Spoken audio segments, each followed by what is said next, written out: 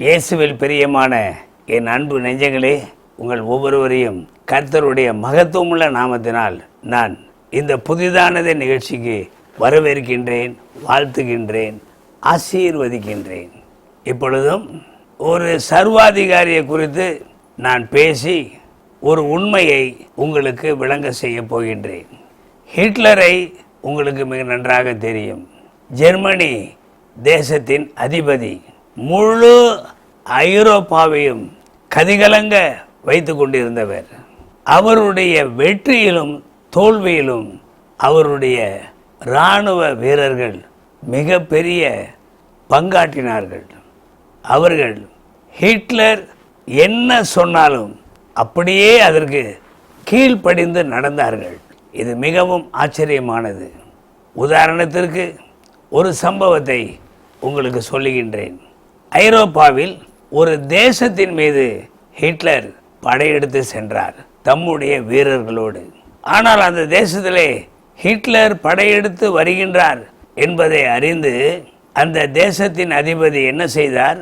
தம்முடைய தேசத்தின் ஆரம்ப எல்லையிலிருந்து 1 கிலோமீட்டர் தூரம் வரையிலும் பெரிய பெரிய கண்ணாடி துண்டுகளை புதைத்து வைத்திருந்தார். அதை பார்க்காமல் இவர்கள் சற்று உள்ளே போய்விட்டார்கள். பிறகு பார்த்தால் எங்கும் பெரிய பெரிய கண்ணாடி துண்டுகள் அப்படியே தரையிலே குத்தி வைக்கப்பட்டிருந்தன. அப்பொழுது ஹிட்லருக்கு ஒரு யோசனை தோன்றியது. என்ன யோசனை தெரியுமா? தம்முடைய வீரர்களை அந்த கண்ணாடி துண்டுகள் மீது அப்படியே படுக்க சொன்னார். ஒரு குறிப்பிட்ட எண்ணிக்கையுள்ள வீரர்களை படுக்க சொன்னார். மற்ற வீரர்களை அவர்கள் மீது ஏறி முன்னேறி செல்ல சொன்னார். என்ன ஆச்சரியம்! அந்த வீரர்கள் சற்றும் யோசிக்கவில்லை. ஹிட்லருடைய வார்த்தைக்கு அப்படியே கீழ்ப்படிந்தார்கள். அந்த கண்ணாடி துண்டுகள் மீது அப்படியே படுத்தார்கள். மற்ற வீரர்கள் அவர்கள் மீது ஏறி முன்னேறி சென்றார்கள். என்னே ஒரு கீழ்ப்படிதல்! ஹல்லேலூயா! அன்பிற்குரியவர்களே, மனிதனுடைய முதல் பாவமே கீழ்ப்படியாமை.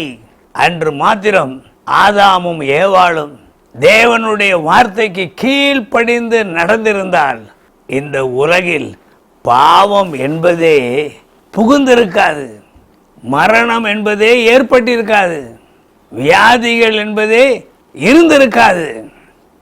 மனிதன் என்றென்றும் மிக சந்தோஷமாக வாழ்ந்திருப்பான். ஆனால் கீழ்ப்படியாமையின் காரணமாக துன்பங்கள், தொல்லைகள், அநீதிகள், அருவருப்புகள் எல்லாம் பெருகின. அன்பிற்குரியவர்களே, நல்ல வேளையாக நம் ஆண்டவராகிய இயேசு கிறிஸ்து 2000 ஆண்டுகளுக்கு முன்பாக இந்த பூமிக்கு வந்தார். நம் எல்லோருடைய பாவங்களையும் தன் மீது சுமந்து கொண்டார். அவர் தேவனுக்கு கீழ்ப்படிந்தார். அதன் நிமித்தம் நாம் யாவரும் பாவ மன்னிப்பை பெற்றுக்கொண்டோம். பாருங்கள், அந்த போரிலே ஹிட்லர் மிகப்பெரிய ஜெயத்தை பெற்றார். என்ன காரணம்?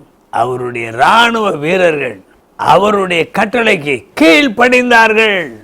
ஆகையால் கீழ்ப்படிதல் என்பது உங்கள் ஜீவியத்திலே தலையாய ஒரு இடத்தை பெற்றிருப்பதாக அப்படியே நீங்கள் செய்வீர்கள் என்றால் உங்கள் வாழ்க்கை முழுவதும் உங்களுக்கு ஜெயம்தான். ஹல்லேலூயா! God bless you.